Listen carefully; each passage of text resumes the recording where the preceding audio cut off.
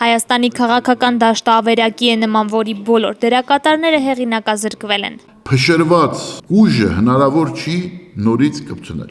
Քաղաքագետը ընդգծում է ընդդիմությունը փշրվեց, քանի որ իշխանությունն էր այդպես ուզում։ Հանրապետական կուսակցությունը ինչպես ստեղծեց, այնպես էլ ոչնչացրեց Բարգավաճ Հայաստան կուսակցությանը։ ԲՀԿ-ն ստեղծվել է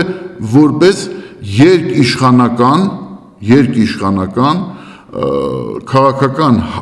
համակարգ ձևավորելու միջոց։ Հենց առաջի կրակոցից այդ փուչիկը պայթեց և այժմ տիրում է որոշակի վակուում։ Քաղաքագետների միության նախագահը եզրակացրել է, որ ամեն ինչ այսպիսի հանգուցալուծում ստացավ ընդդիմության կարճատեսության արդյունքում։ Գագիկ Ծառուկյանը իր խոսքի գերին դարձավ։ Եթե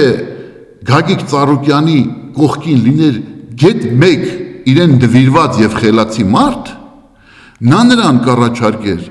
ասիմետրիկ պատասխան տալ։ Եթե Ծառուկյանը Հմայակ Հովհաննիսյանից խորհուրդ հարցներ, ամեն ինչ այլ կերպ կլիներ։ Ես իհարկե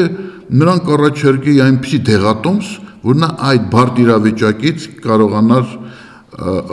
առանց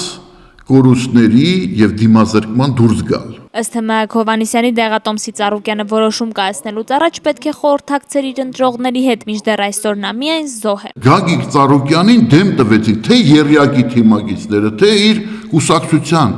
իր թիմը փաստորեն դարձրեց Գագիկ Ծառուկյանին մատաղացու։ ԲՀԿ-ի ու Գագիկ Ծառուկյանի հետ սակայն գլորվեցին նաև ՀԱԿ-ն ու Ժառանգությունը։ Փուչիկի պայթյունի հարվածային ալիքը հարվածեց նաև իրենց և այդ հարվածից հետո ինչ կմնա, ինչ չի մնա, դա արդեն իրենք կորոշեն և իրենք էլ կասեն, բայց ես չեմ կարծում, որ այնտեղ առանձնապես շատ բան է մնացել։ Բարգավաճ Հայաստան կուսակցության հետագա ճակատագիրը ամենայն հավանականությամբ պարզ կլինի իրենց համագումարում։ Հայ ազգային կոնգրեսի падգամավորը հույս ունի, որ կուսակցությունը կորոշի ինչ ուղղությամբ գնալ։ Բարգավաճ Հայաստանը ամեն դեպքում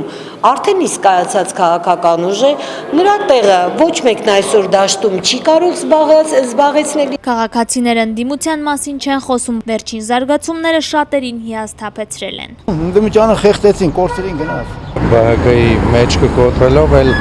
հեն մնացածն էլ ինձ թվում է ոչինչ անել չեն կարող։ Դադարգություն, ուրիշ ոչ մի։ Շատ վատ է դրությունը։ Ինչ է լինում, չես հասկանում։ Հնարավոր չի երևի ինքը նորից ուժ հավաքի կամ ինչքան ուժեղ պետք է լինեն իր թիմակիցները, որոնք հենց սկզբից ճեղքեցին։